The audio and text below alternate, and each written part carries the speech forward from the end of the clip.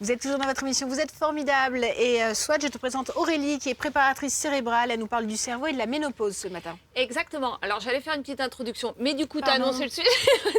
Non, j'allais dire, vous avez des oublis, des lenteurs, une impression de brouillard. Vous êtes une femme et vous avez entre 40 et 45 ans. Voilà, peut-être que vous êtes en périménopause. Alors on parle souvent de la ménopause. La ménopause, pour rappel, c'est 12 mois. Alors, je ne suis pas gynécologue, mais voilà, je rappelle les faits. C'est 12 mois d'absence totale de règles. Ce qui va compter, c'est la période qui est avant. Et ça s'appelle la périménopause, qui peut durer entre 4 et 10 ans. Donc c'est assez long. Et ce qui va se passer pendant la périménopause, alors la ménopause, c'est l'absence de production d'œstrogène qui va arrêter les cycles menstruels. Mais en périménopause, il va y avoir de la baisse de cette hormone, œstrogène, qui ne fait pas que réguler les cycles. Cette hormone-là, elle est hyper importante sur d'autres sujets, notamment dans l'alimentation de notre cerveau. L'œstrogène, par exemple, elle va venir stimuler l'hippocampe. Et l'hippocampe, c'est le siège de la mémoire. L'œstrogène, elle va réguler la sérotonine. La sérotonine, c'est l'hormone du bonheur. L'œstrogène, elle va avoir un impact divers et varié, notamment sur l'oxygénation du cerveau.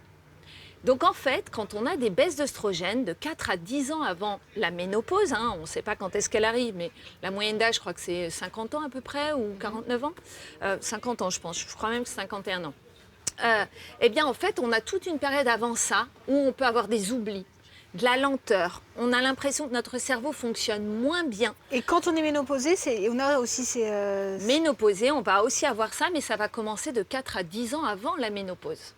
Et donc ça, c'est important de le savoir parce que ça peut effectivement, la ménopause, la périménopause, entraîner des troubles cognitifs légers. Alors il n'y a pas de fatalité. Par contre, ce que j'aime dans cette période-là, c'est qu'il y a deux façons de le vivre et peut-être que vous pourrez nous partager ça ou enfin, cette période-là qui est quand même intéressante. Il y a deux façons de le vivre. On peut se dire que c'est la fin de quelque chose, c'est la mort de quelque chose. Moi, je vois surtout cette période-là comme le début d'une nouvelle vie. Et cette vie-là, elle commence par prendre soin de soi. La périménopause et la ménopause nous invitent à prendre soin de nous pour pouvoir pallier aux troubles cognitifs légers, par exemple. Eh bien, on peut faire 30 minutes de sport. Il faut savoir que l'activité physique, 30 minutes par jour, va booster notre neuroplasticité. On peut se mettre à apprendre une langue, on peut se mettre à apprendre un instrument de musique, on peut se mettre au chant, par exemple. Tout ce qui va venir stimuler notre cerveau. Dans l'alimentation, on va essayer de privilégier tous les aliments, les poissons gras, les légumes verts, les noix aussi, qui vont venir vraiment bien alimenter notre cerveau. Bref, détail, et puis c'est le moment aussi pour pouvoir, par exemple, prendre soin de son sommeil. Bref, c'est une nouvelle période de vie qui s'offre à nous et prenez soin de vous pendant ce moment-là, c'est important. Eh bien, le message est passé. Ah bah oui.